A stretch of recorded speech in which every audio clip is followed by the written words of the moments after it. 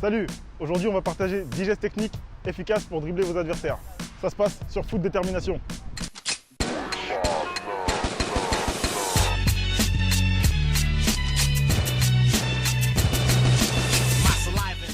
Première technique, la virgule. C'est une technique qui se joue en deux temps, elle se fait très rapidement. Elle consiste à faire croire à l'adversaire que vous allez dans une direction, alors que finalement vous allez de l'autre côté. Dans un premier temps, poussez la balle dans la fausse direction, et dans un deuxième temps, rabattez le ballon avec votre intérieur de pied. C'est un geste qui se fait le plus souvent à l'arrêt, sur le côté du terrain. Mais il peut aussi se faire quand vous êtes en mouvement.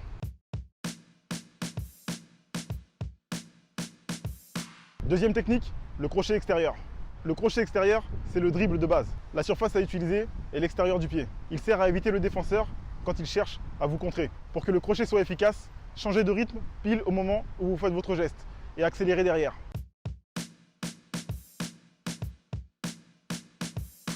Troisième technique, le crochet intérieur. C'est le même principe que le crochet extérieur, sauf que cette fois-ci, le crochet intérieur se fait de l'autre côté. Il se joue avec l'intérieur du pied. Pour qu'il soit réussi, il faut mettre un coup de rein au moment de l'exécution du geste. Le changement de rythme permet de laisser le défenseur sur place.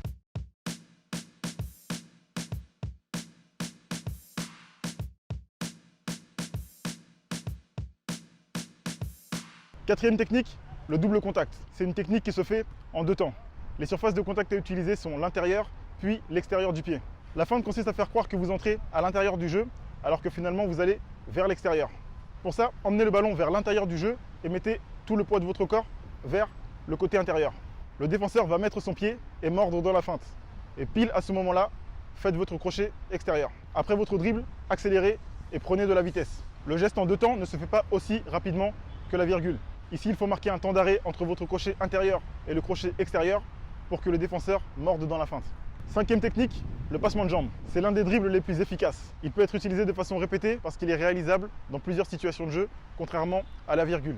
Un joueur offensif peut réaliser des passements de jambes quasiment à chaque match, comme Cristiano Ronaldo ou Karim Benzema, alors qu'une virgule est plutôt réalisée tous les 15 ou 20 matchs. Le passement de jambes consiste à faire croire que vous allez à droite par exemple, alors que finalement vous allez du côté gauche. Pour cela, faites le tour du ballon avec votre pied et mettez le poids du corps dans la fausse direction. Le défenseur va tenter de vous intercepter en mettant son pied. À ce moment, partez de l'autre côté à l'aide de votre extérieur du pied. Vous pouvez aussi réaliser plusieurs passements de jambes d'affilée. Le plus important, c'est que le geste soit efficace. Sixième technique, le contrôle orienté intérieur. Le contrôle orienté est différent du simple contrôle. Sur votre première touche de balle, vous changez de direction. C'est un geste qui est utile quand un défenseur vous colle au marquage. À la différence du simple contrôle, le contrôle orienté est considéré comme un dribble. Il permet d'éliminer votre adversaire direct en une touche de balle.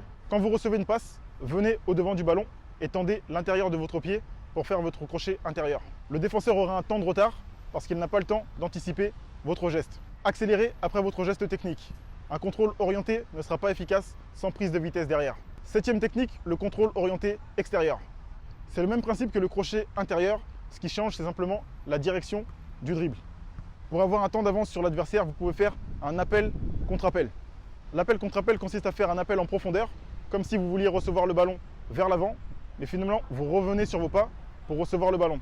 Ce qui fait que le défenseur aura un temps de retard sur vous pour vous contrer. C'est une tactique efficace pour déstabiliser l'adversaire et prendre l'ascendant.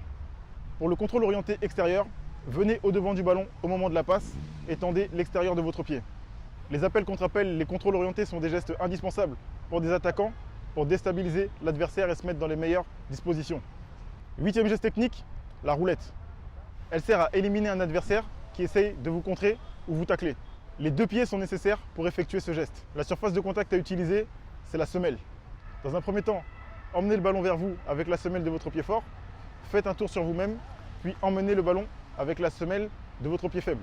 Le premier contact avec la semelle sert à empêcher l'adversaire de vous tacler, et le deuxième contact avec la semelle sert à prendre de la vitesse et laisser le défenseur derrière vous. La roulette, c'est un geste technique instinctif parce que c'est l'action de jeu qui vous conditionne à utiliser ce geste.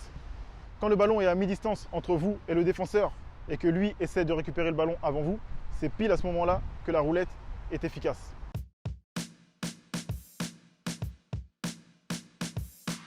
Neuvième geste technique, la feinte de frappe. La feinte de frappe consiste à faire croire à l'adversaire que vous allez tirer au but alors que finalement vous gardez le ballon dans les pieds. C'est une technique très efficace à l'entrée de la surface de réparation parce que le défenseur pense que vous allez vraiment tirer. Le défenseur aura pour réflexe d'avoir un geste de protection Par exemple, il va se protéger le visage ou bien il va tacler pour essayer de vous contrer. Pour réussir votre feinte de tir, vous devez mettre de la conviction, comme si vous alliez vraiment tirer au but. Techniquement, c'est exactement comme une frappe au but. Premièrement, levez la tête. Deuxièmement, élancez-vous. Troisièmement, armez votre tir. Et quatrièmement, à la place de tirer au but, faites votre feinte. Quand vous réussissez votre geste, ça vous permet d'avoir le champ libre pour préparer votre action et ajuster le gardien de but.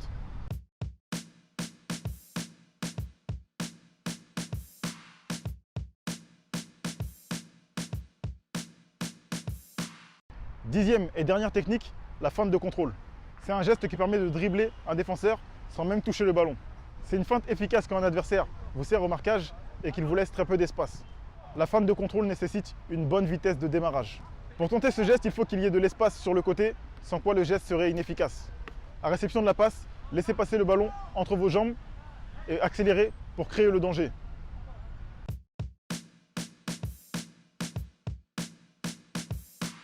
C'était les 10 gestes techniques sur Foot Détermination.